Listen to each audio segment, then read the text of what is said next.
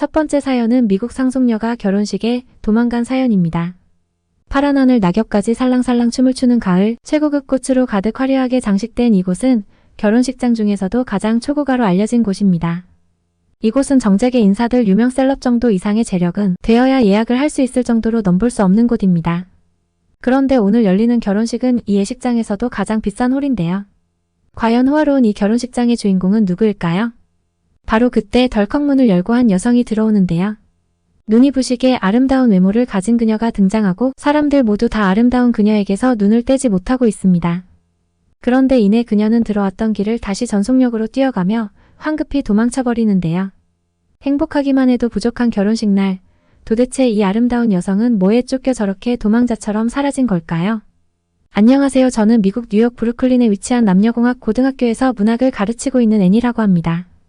교사 일을 시작한 지는 이제 겨우 1년 반 정도 됐습니다. 사실 저의 어릴 적부터 꿈은 선생님이 아니어서 일을 시작한 지 얼마 안 된 건데요. 저의 꿈은 모델이 되는 것이었어요. 더 정확히 이야기하자면 꿈이 모델이 되는 것이 아니라 모델이 되어서 좋은 조건의 남자와 결혼해 걱정 없이 사는 거였습니다. 속물처럼 들릴 수도 있겠지만 아주 어릴 적부터 저는 이런 저의 꿈이 창피하지는 않았습니다. 아닌 척하며 은근히 밝히는 사람보다는 오히려 당당하다고 생각했어요. 저를 뻔뻔한 사람이라고 생각하는 사람들이 많은 것도 알고 있습니다. 근데 저에게도 나름 이렇게 된 이유는 있었죠.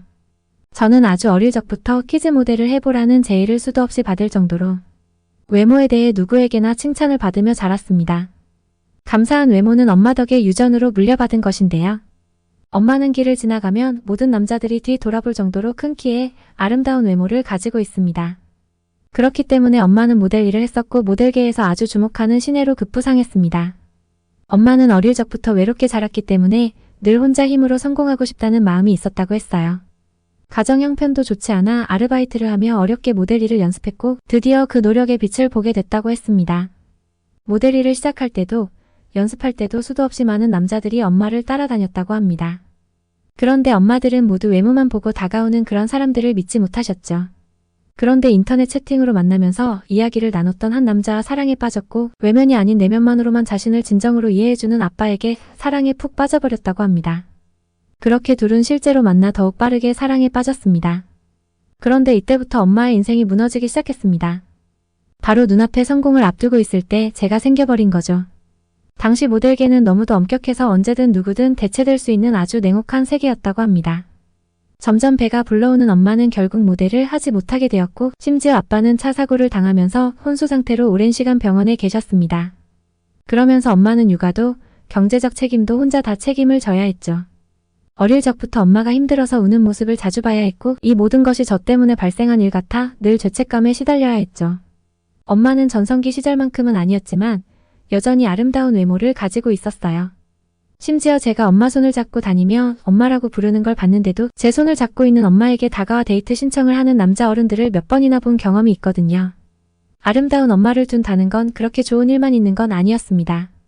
수많은 어른들이 엄마에게 호감을 얻기 위해 저에게 진심이 아닌데도 잘 해주면서 이용하는 경우도 많았고 그러면서 저는 항상 상처를 받아야 했거든요. 어릴 적부터 쌓인 상처는 깊게 박혀 자랄수록 저를 더 강하게 찌르며 아프게 했습니다. 그래서 저는 엄마와 자꾸만 사이가 멀어졌죠. 괜히 이렇게 구질구질하게 사는 엄마가 밉고 짜증나고 이해도 가지 않았습니다. 엄마는 여동생이 있었는데요. 저에겐 이모가 엄마보다 더 친한 존재였어요. 고민이 있거나 어려운 일이 생기면 이모에게 연락을 하곤 했습니다. 그 이유는 힘든 엄마가 제 힘듦까지 더해 더 힘들어지는 게 싫었거든요. 엄마가 우는 모습을 보는 게 어릴 때부터 저에게 트라우마 같은 거였거든요. 하지만 이모는 달랐죠. 이모는 엄마보다는 아니지만 완벽한 몸매와 외모를 가지고 있어서 어릴 적부터 이모도 예쁘기로 유명했다고 해요. 이모는 모델 일을 하는 엄마를 따라다니며 스타일리스트 1등 스케줄 관리를 했는데 그러면서 셀럽들과 부유층들이 찾는 많은 파티에 참석하는 일이 많아졌다고 해요. 그러다가 이모는 중국의 엄청난 부호와 만나 결혼을 하게 되었습니다. 그래서 이모는 전 세계 원하는 곳에 원할 때마다 머물며 정말 마법 같은 삶을 살고 있습니다. 여행을 갔다가 그 나라가 마음에 들면 별장을 사두고 또 여행을 다니고 그게 이모의 삶의 대부분이었습니다. 저는 마트에서 장을 볼 때도 화장품을 사고 싶은 게 있어도 가격을 비교해가며 망설여야 하는데 이모는 가격도 보지 않고 원하는 건 뭐든지 사주셨고 어려운 건 뭐든지 해결해 주셨습니다. 이모를 만나고 집에 돌아온 뒤 일 때문에 지쳐있는 엄마와 쌓여있는 고지서들을 보면 너무도 다른 두 사람의 삶이 극명하게 대비되게 보였습니다. 그런 유년기를 겪으면서 저는 늘 다짐했습니다. 나는 엄마처럼은 절대 되지 않을 거라고. 사랑이나 마음은 잠깐이고 나를 그리고 나중에 내가 낳을 아이를 위한 건 풍족한 환경이라고 말이죠. 그리고 저는 예쁜 외모와 178cm나 되는 큰 키 덕에 어렵지 않게 모델 일을 시작할 수 있었습니다. 물론 대학교도 꽤 잘 갔죠. 학교를 다니며 모델 일도 함께 병행했습니다. 전문적으로 모델에 대해 배우지는 못했지만 외모 덕에 뷰티 모델, 패션 잡지부터 시작해서 점점 일이 들어왔어요. 모델로서 눈에 띌 만큼 대단한 성과를 내거나 재능이 있었던 건 아니었습니다.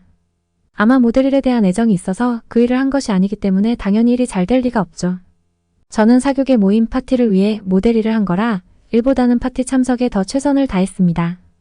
하지만 좀처럼 이모 같은 기회는 저에게 오진 않았습니다. 괜찮은 사람이다 싶으면 이미 결혼을 했는데 싱글이라고 속인 사람이었거나 제가 마음에 들어하면 그 사람은 저보다 더 잘 나가는 모델에게 호감을 표했습니다. 그래도 절대 포기할 순 없었죠. 저의 평생 목표였으니까요. 무조건 나는 해낼 수 있을 거라고 다짐했습니다. 그러다 저의 대학교 친구 중에서 내일 파티가 있는데 오라는 제안을 받았어요. 당연히 셀럽들이나 재벌들이 오는 파티는 아니라 처음엔 거절했지만 생각해보니 그 친구네도 부동산 관련을 하는 부모님 덕분에 상당한 재력가의 집안이라 솔깃하더군요. 저는 크게 내키지 않는 척하며 집에 돌아가선 정성을 들여 메이크업을 하고 이모가 사줬던 비싼 드레스를 골라 입고 나가게 되었습니다. 파티 장소는 뉴욕 롱아일랜드에 위치한 저택이었습니다. 이 동네는 미국에서도 손에 꼽힐 만큼 부자들이 모여 사는 동네라 경비도 삼엄합니다. 저도 처음 그 동네에 들어가 봤는데 표정을 숨기기 어렵더군요. 모든 것이 꿈속에 있는 것 같은 곳이었습니다. 나도 이런 데서 살아본다면 소원이 없겠다라는 생각이 들었습니다. 제가 입장했을 땐 이미 파티가 한창 진행되는 중이었고 저는 친구를 찾고 있었습니다. 그런데 여기저기 둘러봐도 다들 저보다 한참 나이가 많은 사람들이 대부분이었고 젊은 남자들은 거의 파트너가 있었죠. 괜히 왔다 싶어 그냥 친구에게 돌아간다고 전화를 걸려고 가방에서 휴대폰을 찾기 시작했습니다. 이모한테 빌려온 가방이라 여는 방법을 잘 모르겠어 버벅거리다 휴대폰을 그만 바닥에 떨어뜨렸어요. 아, 오늘 운 정말 더럽네. 짜증이 확 나더군요. 꽉 조인 드레스 때문에 허리를 굽히기 힘들었거든요. 그런데 그 순간 액정은 안 깨졌네요. 다행이에요 라는 목소리와 함께 한 남자가 제 휴대폰을 주워 건네주었습니다. 저랑 비슷한 또래의 아시아 남성이었어요. 그가 입고 있는 모든 옷은 명품이었죠. 저는 그래 오늘 오길 잘했다 마음속으로 환호성을 질렀죠. 그는 정말 다행히도 결혼은 물론 여자친구도 없는 대학원생이라고 했어요. 저는 순간 많은 생각이 들었죠. 이런 파티에 올 정도의 저런 슈트를 입은 대학원생이라면 무조건 부자겠다. 그 말이에요. 저는 정말 최선을 다해 그에게 잘 보이려 애를 썼습니다. 그의 이름은 톤이라고 했어요. 아시아인이라고 믿기지 못할 정도로 원어민 정도의 언어 실력이었습니다. 그는 영어 말고도 무려 5개 국어를 한다고 하더군요. 저희는 다음에 한 번 더 보자고 연락처를 교환하고 그날 그렇게 드디어 저의 운명의 짝을 만나게 되었습니다. 하루 종일 그의 연락을 기다렸지만 연락은 오질 않았죠. 저는 애가 탔습니다. 그렇게 며칠이 지나고 다른 파티를 가야 하나 고민을 하고 있을 때 그에게 드디어 기다리던 연락이 왔습니다. 우린 간단히 패스트푸드를 먹었죠. 첫 데이트에 패스트푸드라니 고급 레스토랑쯤을 생각하고 차려입고 나온 것이 조금 민망했지만 이런 게 노블리스 오블리주인가? 생각했어요. 워렌 버핏도 맥도날드를 먹는다고 하니까요. 토니는 정말 좋은 사람이었어요. 제가 끼니를 먹지 않았다면 도시락을 싸다 주기도 하고 좋아하는 구절이 있다며 책을 선물하기도 하고 이제껏 제가 데이트했던 남자들과 확실히 달랐죠. 실은 명품을 기대했지만 뭐 그건 결혼한 다음 원 없이 살 수 있을 테니까요. 특히 토니는 함께 손을 잡고 걷기를 좋아했는데 저는 이렇게 잘 사는 집 아들이 왜 차를 가지고 다니지 않는지 의아했지만 물어볼 순 없었습니다. 그에게 저의 속셈을 절대로 들키지 않기 위해 최선을 다했습니다. 저는 그에 대해 일부러 더 많이 묻지 않았어요. 나름 저의 작전이었죠. 하루는 토니는 왜 본인에 대해 물어보질 않느냐고 했어요. 저는 난 너가 누구든지 상관없으니까 라고 대답했죠. 그런데 토니가 자신은 중국에서 왔고 지금은 경제학 전공을 하고 있다고 했어요. 드디어 이모와 같은 삶을 사는 날이 코앞에 다가왔다는 실감이 났습니다. 저는 토니에게 더 마음을 얻고 싶어 중국에 대해 공부하고 중국인이 좋아하는 문화, 싫어하는 문화, 빨간색을 좋아해서 심지어 절대 사지 않았던 빨간색 의류들도 샀죠.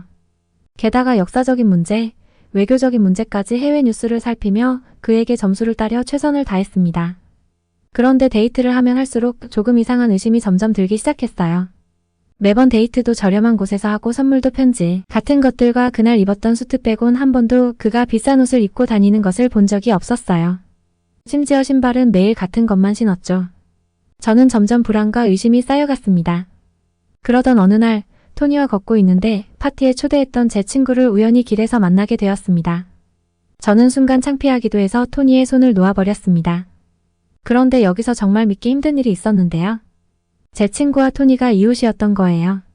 둘은 반갑게 인사를 했죠. 제 의심이 틀린 거였어요. 토니는 역시 그 부촌에서 그것도 가장 큰 저택에 살고 있다는 걸 들었습니다. 저는 이제 더 이상 의심은 접고 그에게 올인하기로 했어요. 집에서 혼자 지낸다는 토니의 말에 집에 자주 방문하며 중국 음식도 해주고 그에게 좋은 여자인 걸 어필하기 위해 최선을 다했습니다.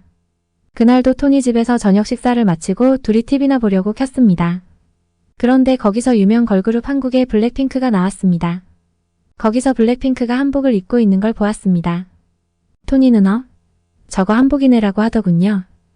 이건 제가 사전에 학습했던 내용에 있었습니다.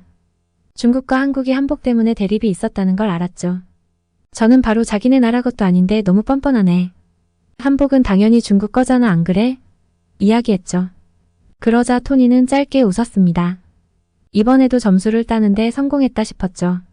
이제 그가 이 집에서 함께 지내자 이야기를 해주길 기다렸어요. 제가 그토록 꿈꿨던 이 동네에서 사는 날이 얼마 남지 않아 보였죠.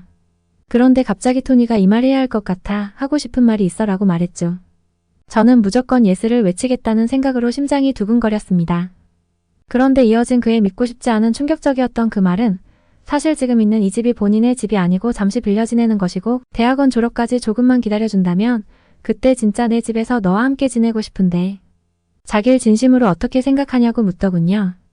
그가 이야기한 뒤 저는 그동안 토니의 씀씀이 옷, 낡은 운동화, 버스만 타던 뒷모습까지 생각나면서 이제야 내가 착각을 했었다는 걸 깨달았고 동시에 배신감과 허무함. 그리고 그간 노력해온 내 스스로가 우스워 다신 연락하지 말자며 자리를 박차고 나와버렸습니다. 그 이후 토니는 몇 번이나 연락을 하고 집 앞으로 찾아와 기다리고 손으로 편지도 보냈죠. 저는 그 편지도 너무 지겨워 박박 찢어버렸습니다. 그해 저는 졸업을 하고 모델 일도 더 이상 일이 들어오지 않았습니다. 실력도 노력도 없었으니 당연한 결과였죠. 그래서 저는 그냥 전공을 살려 동네를 브루클린으로 옮기고 고등학교로 취직을 하게 되었는데요. 그나마 공부라도 그동안 잘해와서 다행이다 생각했죠. 새로 들어간 학교엔 저와 같이 입사한 한국어 교사인 수영이 있어 새 직장에도 빠르게 적응할 수 있었습니다. 수영은 저에게 매일 예쁘다고 감탄하곤 했어요. 수영은 매일 비슷한 스타일의 명품에는 전혀 관심이 없는 학생 같은 모습이었죠. 저와 정반대인 친구였지만 항상 긍정적이라 그녀와 있으면 부정적인 제가 조금은 괜찮아졌죠. 예쁜 외모 덕에 저를 좋아하고 따르는 학생들은 많았고 동료 교사들에게도 호감 표시를 받았지만 모든 게 짜증났어요. 그에 반해 수영은 아이들이 말도 잘 듣지 않고 본인을 별로 좋아하지 않는 것 같다며 고민했죠. 그래서 저는 그런 그녀에게 메이크업이나 코디 같은 걸 해주며 우리는 더 친해졌어요. 꾸밀수록 수영은 정말 예뻤죠. 그간 안경을 쓰고 다녀 가려졌던 얼굴은 눈에 띄게 예쁜 외모였어요. 그녀는 항상 저에게 고맙다며 아침마다 도시락, 건강주스 같은 본인이 직접 만든 것들을 제 것까지 만들어 책상 위에 올려두곤 했습니다. 그러던 어느 날 수영은 다음 학기는 한국으로 돌아가야 할 것 같다고 했어요. 이유를 묻자 그녀는 결혼을 한다고 하더군요. 저는 엄마 생각이 나 절대 너의 경력까지 포기하지 마. 남자 믿을 게 못 된다. 뼈있는 조언을 아끼지 않았죠. 수영은 생각해줘서 정말 고맙다고 했어요. 다음날 수영이 오후 출근을 하는 날이었고 우리 학교에서 가장 정보가 빠삭하기로 소문난 동료 교사가 대박 뉴스라며 뛰어왔어요. 무슨 일이냐 물었더니 수영이 결혼하는 남자가 글쎄 준재벌급의 한국 남자인데 얼굴도 잘생기고 키도 큰데다 수영을 매일 바래다 줄 만큼 자상한 사람이라는 거예요. 그런 남자한테 시집가는 사람한테 내가 뭔 쓸데없는 소리를 한 건가 싶더라고요. 내가 원하던 삶이었는데 그걸 나보다 한참 모자라다고 생각한 친구가 이룬다고 생각하니 밥맛도 없어지더군요. 수영이 다같이 식사를 하기로 한 자리에 괜한 질투심에 사정이 있다는 거짓말을 하고 결혼식 때 남편분에게 인사하자며 말했습니다. 가을 바람이 불던 날 그날은 어째서 날씨까지 완벽하던지 수영의 결혼식 날이 되었습니다. 정말 가고 싶지 않았지만 가야 했죠. 혹시 그 남자의 친구들 중에서 제 꿈을 이뤄줄 상대를 만날 수도 있으니까요. 그렇게 풀 세팅을 하고 결혼식장에 들어갔습니다. 역시나 저를 쳐다보는 남자들의 시선이 느껴지기 시작했죠. 저는 그 순간 몸이 돌처럼 얼어버렸는데요. 수영의 신랑이 바로 토니였기 때문이었어요. 토니가 중국인인 줄만 알았는데 그게 아니라 한국인이었던 거죠. 생각해보니 저는 한 번도 그것에 대해 물은 적도 없었더라고요. 아무 생각도 나지 않았고 그냥 도망치듯 식장을 뛰어서 빠져나왔습니다. 나중에 토니와 이웃이던 제 친구에게 들었더니 토니는 준재벌급 아들이 맞았고 그 집은 빌려 쓰는 건 맞지만 그건 이모의 별장이었다고 해요. 또 중국에서 온 것도 맞지만 거기선 유학을 한 거였고 한국인이었다고 했습니다. 저는 중국에서 왔다는 말만 듣고 중국인이라 생각을 한 거죠. 제가 중국인 것처럼 믿는 것 같아서 말을 못하고 있다가 한복 이야기를 할 때 이젠 진실을 이야기해야겠다는 결심이 생겼다네요. 근데 자신을 정말 사랑하는 건지 자신의 조건을 사랑하는 건지 진심을 알고 싶었는데 저는 그냥 나가버렸고 자기 말을 들어보려 하지도 않았다고 그래서 상처받아 아무것도 못하고 있을 때 독서 모임에서 수영과 만나 순수함에 반해 결혼하게 됐다고 들었습니다. 집에 도착해서 얼마나 울었나 모르겠습니다. 어떤 의미의 눈물이었는지 아직도 모르겠어요. 하지만 토니가 진심을 담아 써줬던 편지들과 저를 위한다며 꺼냈던 마음이 담겨있던 선물들을 그제야 가격이 아닌 가치로 보이더군요. 저는 그제서야 반짝이는 걸 사려다 진짜 반짝이는 걸 잃었다는 걸 알게 되었습니다. 어리석은 저의 허영심 때문이에요. 여러분은 꼭 진짜 인연을 놓치지 않길 바랄게요. 오늘 사연은 여기까지입니다. 오늘 사연 어떠셨나요? 다음에도 좋은 사연으로 찾아올게요. 모두 즐거운 하루 되세요. 그럼 안녕.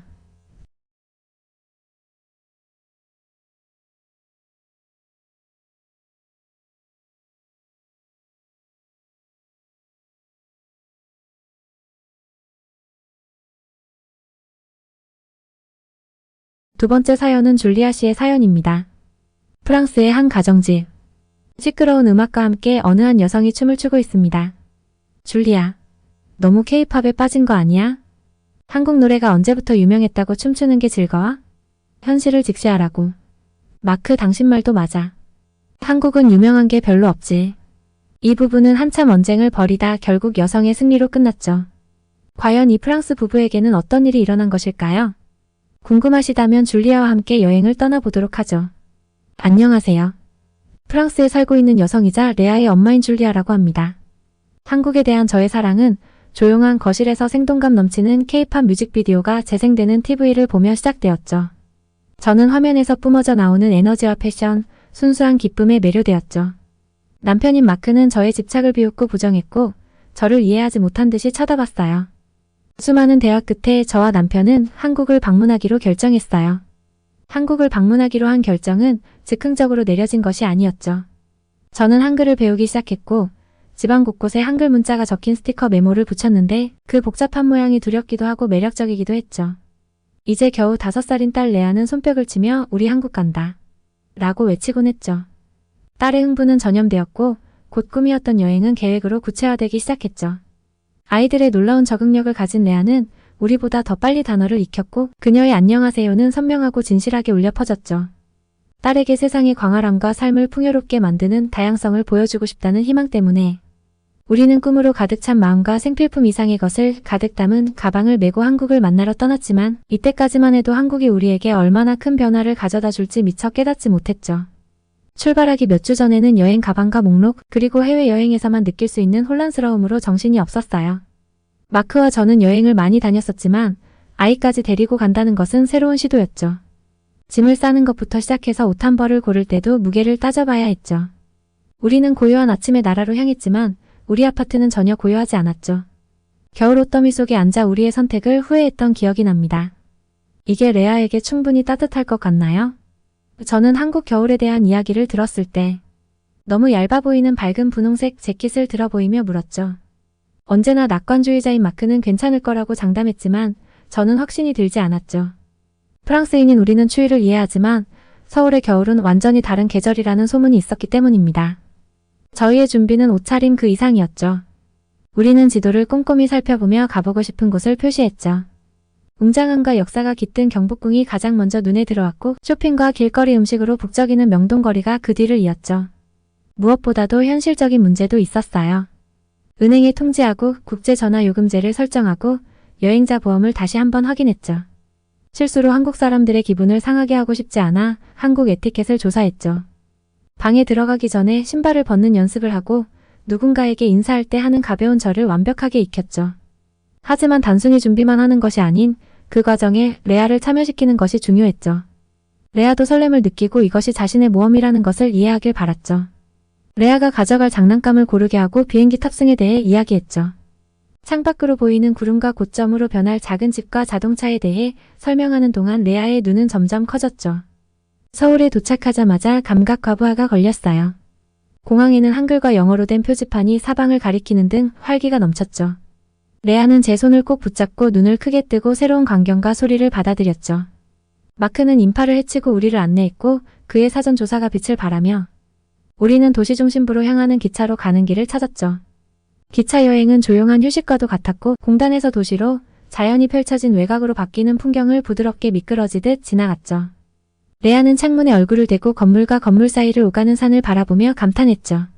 첫날은 적응에 대한 교훈이었죠. 지하철 매표기와 싸우고 낯선 화폐를 더듬으며 길을 잃은 적도 여러 번 있었죠. 하지만 모든 실수에는 친절이 따랐죠. 낯선 사람들이 친절한 미소로 다가와 당황한 표정으로 우리를 안내해 주었고 집중해서 말하는 영어는 감사함과 겸손함을 동시에 느끼게 했죠. 피곤한 발걸음과 부푼 마음을 아는 우리는 따뜻함과 편안함을 약속하는 아늑한 호텔에 체크인했죠. 방은 서양 기준으로는 작았지만 깨끗하고 아늑했으며 바닥에 온수가 설치되어 있어 여행으로 지친 발에 큰 도움이 되었죠. 레아는 침대에서 깡충깡충 뛰며 웃었고 그 웃음소리는 여행이 가져다주는 기쁨을 상기시켜 주었죠. 서울의 리듬은 교통체증과 북적이는 시장뿐만 아니라 음악에도 있었죠. 가게와 카페, 심지어 지나가는 자동차에서도 끊임없이 흘러나오는 K-팝은 도시의 상징이었죠. 프랑스에서도 전염성 강한 비트와 화려한 퍼포먼스에 반했었는데 발상지인 이곳에서 K-팝은 훨씬 더 생생하고 활기차게 느껴졌어요. 레아는 새로운 환경의 벽을 장식한 화려한 밴드 포스터에 매료되었죠. 그녀는 TV에서 보았던 아이돌을 가리키며 감탄사를 연발했죠. 마크는 저만큼 음악에 열광하지는 않았지만 딸의 흥겨운 모습과 우리가 가는 곳마다 따라 부르는 저의 노래에 미소를 지을 수밖에 없었죠. 우리는 호텔방에서 지도를 펼쳐놓고 그날의 계획을 의논했죠. 저는 K-팝 최대 엔터테인먼트 회사 중 하나인 SM타운의 인터랙티브 기념관을 방문하고 싶었죠. 마크는 한국전쟁 기념관을 방문해 참배하고 한국의 갈등과 회복의 역사를 이해하고 싶었죠. 이야기는 줄다리기와도 같았고 각자가 끌리는 쪽을 향해 서로를 끌어당겼죠. 레아는 마치 테니스 경기를 보던 눈을 앞뒤로 깜빡이며 우리를 지켜보았죠. 교착 상태를 깬 것은 맑고 순수한 그녀의 목소리였죠. 둘 다 할 수 있을까요? 그녀가 물었죠. 그렇게 긴장이 풀렸죠. 우리는 타협하여 대중문화와 역사로 하루를 나누기로 결정했죠. SM타운 박물관은 눈부신 빛과 소리의 향연이 펼쳐졌고 몰입감 넘치는 경험으로 입가에 미소가 떠나지 않았어요. 마크는 레아와 제가 뮤직비디오에 맞춰 춤을 추는 모습을 지켜보며 즐거워했고 거울벽에 비친 저희의 모습이 신기해했죠. 나중에 전쟁 기념관에서 우리는 발소리가 은은하게 울려 퍼지는 침묵의 홀을 걸었죠. 그곳의 중력이 우리를 덮쳤고 저는 마크의 손을 잡으며 함께 와줘서 고맙다는 말없이 고마움을 느꼈죠. 또 다른 시련이 찾아왔어요. 바로 서울의 추위였죠. 서울의 추위는 우리를 놀라게 했어요. 추울 거라는 건 알고 있었지만 뼛속까지 스며드는 듯한 매섭고 끈질긴 추위는 다른 종류의 추위였죠. 우리에게 익숙한 프랑스의 겨울은 여러 겹의 옷을 겹쳐 입는 것에 대해 가르쳐 주었지만 한국의 겨울은 인내력이 필요했어요. 우리는 가져온 모든 옷을 겹겹이 껴입고 미슐랭맨처럼 둥글고 푹신해질 때까지 몸을 감쌌죠. 레아는 우리의 모습에 킥킥 웃었지만 밖으로 나서는 순간 추위는 웃을 일이 아니었죠. 공기는 날카로웠고 덥지 않은 피부가 조금이라도 남아있으면 찔렀죠. 우리는 편의점에서 핫팩을 사들고 장갑을 낀 손에 핫팩을 쥐고 살살 흔들어댔죠. 서울 거리는 여전히 북적거렸고 사람들은 추위에도 아랑곳하지 않고 목적의식적인 걸음으로 움직였죠. 발목까지 내려오는 긴 패딩 코트를 입은 이들은 준비된 모습이었어요. 유난히 추웠던 어느 날 야외 광장시장을 둘러보던 중 추위가 우리를 진정으로 사로잡았죠. 레아의 뺨은 발갛게 달아올랐고 코는 약간 빨개졌죠. 우리는 또다시 추위를 과소평가하고 있었죠. 그때 한 중년의 한국 여성 아줌마가 다가왔죠. 아줌마는 따뜻한 미소와 함께 걱정스러운 표정으로 빠른 한국어로 레아를 향해 손짓을 했죠. 아줌마의 말은 알아듣지 못했지만 행동은 분명했어요. 그녀는 자신의 장갑을 벗어 레아에게 건네주며 아이를 키워본 사람만이 가질 수 있는 부드러움과 단호함을 보여주었죠. 우리는 거절하고 바로 사겠다고 설명하려고 했지만 그녀는 듣지 않았죠. 단순한 친절의 행동이었지만 우리가 들고 있던 핫팩보다 더 따뜻하게 느껴졌죠. 우리가 추위 속에서 발견한 따뜻함은 단순히 몸을 감싼 옷이 아니라 서울 시민들과 그들의 어린이에 대한 깊은 사랑에서 비롯된 것이었죠. 미소와 친절한 몸짓, 그리고 정중한 태도에서 느껴지는 사랑이었죠. 한국에서는 아이들을 공동의 보물로 여기는데 이는 도시 곳곳에서 분명하게 드러났죠. 가게 주인이 레아에게 사탕을 건네는 모습부터 지하철의 노약자석, 공공장소 곳곳에 마련된 놀이공간까지 한국 사회에서 어린이는 특별한 위치를 차지하고 있다는 것을 알 수 있었죠. 아이들에 대한 사랑은 현지인들이 부모인 저희를 대하는 태도에서도 느낄 수 있었죠. 그들은 레아를 어디로 데려가면 좋을지, 어떤 음식이 좋을지, 어떻게 하면 따뜻하게 해줄 수 있는지 등 항상 원치 않았지만 조언을 해주었죠. 한 번은 한 젊은 부부가 길거리에서 저희를 멈춰 세우더니 레아가 가게 창문에서 장난감에 감탄하는 모습을 보고 구입한 작은 장난감을 레아에게 주었죠. 어린이에 대한 이러한 공동의 사랑은 우리가 진심으로 받아들인 아름다운 문화적 뉘앙스였죠. 한국에서는 모든 어린이가 소중했고 공동의 책임감과 기쁨으로 대했죠. 부모로서 우리 딸이 낯선 사람들이지만 가족처럼 세심하게 돌봐주는 사람들로부터 많은 애정을 받는 것을 보고 가슴이 벅찼죠. 추위도 덜 힘들고 도시도 덜 낯설게 느껴졌어요. 집에서는 멀리 떨어져 있었지만 우리 아이를 자신의 아이처럼 여기는 지역 사회의 포용을 느꼈죠. 서울의 미식 풍경은 다양하며 전통부터 최첨단까지 다양한 맛의 향연이 펼쳐졌죠. 지글거리는 고기 냄새, 톡 쏘는 김치 냄새, 신선한 해산물의 바다 내음이 가득한 전통시장에서 우리는 아줌마들이 능숙한 손놀림과 노련한 눈빛으로 요리에 가장 좋은 재료를 고르는 모습을 경외심에 찬 눈으로 지켜보았죠. 레아는 낯선 향에 코를 찡그리고 수조에서 꿈틀거리는 살아있는 문어를 보며 호기심과 신중한 태도를 보였죠. 저희는 무엇이든 다 먹어보라고 권유했고 그렇게 했죠. 떡볶이, 매콤달콤한 떡볶이, 입안을 달아오르게 하는 떡, 그리고 속을 진정시켜주는 부드러운 두부까지. 겨울 추위를 녹여줄 얼큰한 해물 국물 짬뽕을 먹었고 파전을 바삭하고 감칠맛이 가득한 파전에 식초를 살짝 뿌린 간장에 찍어 먹는 즐거움을 맛보았죠. 우리의 미식 모험을 기억에 남게 만든 것은 음식뿐만 아니라 음식을 제공한 사람들이었죠. 지나가는 행인들에게 자신의 음식을 맛보라고 권유하며 호객행위를 하던 노점상 가족처럼 대하며 요리에 대한 자부심을 함께 나누던 식당 주인, 그리고 우리가 식사를 즐길 때 고개를 끄덕여주던 동료 식객들 모두 기억에 남았어요. 가장 기억에 남는 경험 중 하나는 한국식 바비큐 레스토랑에서 테이블에서 직접 고기를 구워 먹은 것이었죠. 저희의 서툰 시도를 눈치챈 주인장이 다가와서 고기를 완벽하게 익히는 방법과 쌈장, 매운 양념장, 마늘을 적당량 넣어 상추에 싸서 먹는 방법을 알려주셨어요. 매일 밤 호텔 침대에 누워 배를 가득 채운 채로 그날의 하이라이트 요리를 이야기하곤 했죠. 겨울 공기가 뺨을 스치는 상쾌한 어느 날. 아침, 우리는 자전거를 빌려 강변의 넓은 자전거 도로를 따라 출발했죠. 강은 사람들이 모이는 장소였죠. 조깅하는 사람들과 가족, 손을 잡고 산책하는 연인들, 피크닉 장소에는 사람들이 식사를 나누며 대화하는 소리가 멀리서 들려오는 도시의 소리와 섞여 있었죠. 해가 물 위에 황금빛을 들이우며 지기 시작하자 우리는 짐을 챙겨 라이딩을 계속했죠. 강은 빛을 발하는 것 같았고 강 표면은 하루의 마지막 빛으로 반짝였죠.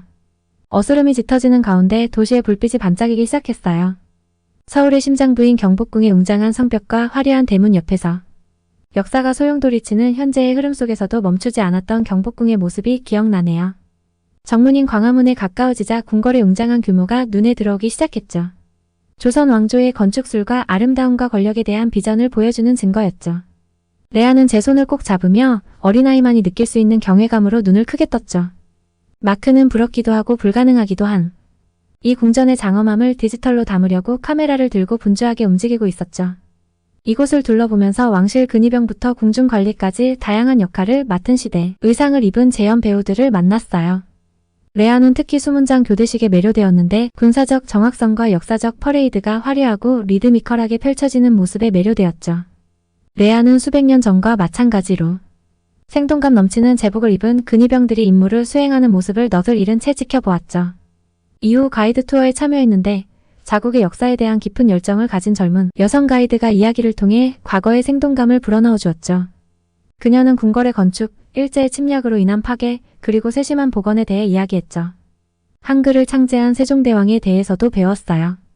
가이드는 우리를 왕의 동상으로 안내했고, 레아는 하늘에 새겨진 왕의 모습을 바라보며 그의 유산이 돌에 새겨진 것이 아니라 우리 주변에서 사용되는 바로 그 언어에 새겨져 있다고 말했죠. 역사의 무게가 가장 크게 느껴지는 순간이었죠. 그날 저녁 호텔 방에서 편안하게 그날의 모험에 대한 소감을 나누었어요.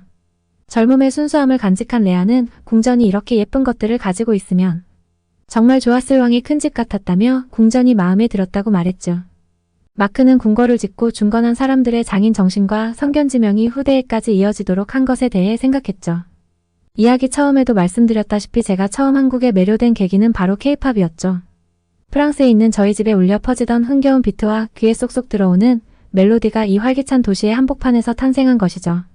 이제 우리는 한국의 현대적 음악을 경험할 시간이었죠. 레아는 비록 어린 나이였지만 화려한 뮤직비디오를 보고 신나는 음악을 들으며 K-팝의 매력에 푹 빠져 있었죠. 앨범부터 포토카드, 상상할 수 있는 모든 종류의 기념품에 이르기까지.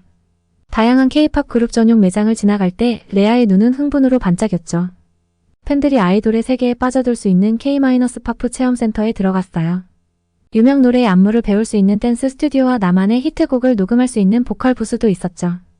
레아는 우스꽝스러운 소품을 쓰고 움직이는 하트와 별을 배경으로 포즈를 취하는 포토부스로 저희를 끌고 갔는데 저희의 웃음소리가 흘러나오는 팝 음악과 완벽한 조화를 이뤘어요. 이날의 하이라이트는 라이브 음악쇼 녹화 현장을 방문한 것이었죠.